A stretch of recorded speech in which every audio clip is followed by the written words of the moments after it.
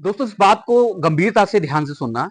हमारे देश के दूसरे प्रधानमंत्री लाल बहादुर शास्त्री 1965 का भारत का वो दौर जिस दौर में हमारे देश में अनाज की भारी कमी हो गई थी, हमारे देश में सूखा पड़ गया था, जिस कारण से लोगों को अनाज सही नहीं मिल पा रहा था।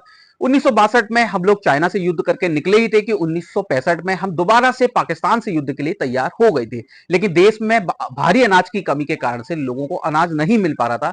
इसके लिए लाल बहादुर शास्त्री जी ने भारत के लोगों से, भारत के नागरिकों से एक आग्रह किया कि एक दिन का फास्ट, एक दिन का उपवास रखना आवश्यक होगा, और लोगों ने लाल बहादुर शास्त्री जी की बातों को माना। लेकिन सर्वप्रथम लाल बहादुर शास्त्री जी ने भी सबसे पहले सोमवार का फास्ट रखा, और फास्ट रखने के बाद में लोगों को बताया कि फास्ट रखने से अगर हम अनाज को बचाते हैं तो हमारे देश के और नागरिक तक तो अनाज को पहुंचाया जा सकता है। लेकिन कल की जब बात करें, हमारे देश के प्रधानमंत्री नरेंद्र मोदी जी जब बोलते हैं कि युद्ध चल रहा है, उस कारण से तेल का आयात नहीं हो पा रहा है, चाहे डीजल हो, पेट्रोल हो, इस कारण से वो भारतवासियों से आग्रह करते हैं कि कम मात्रा में तेल और डीजल का प्रयोग करें।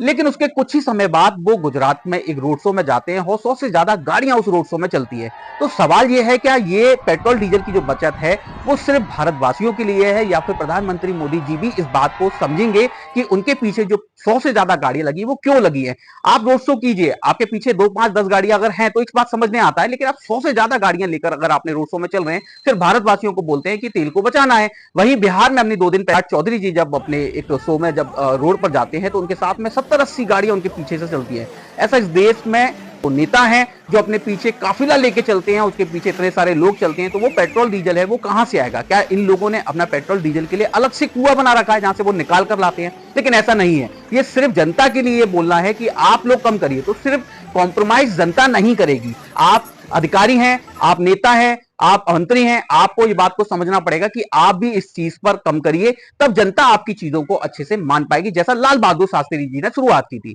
धन्यवाद।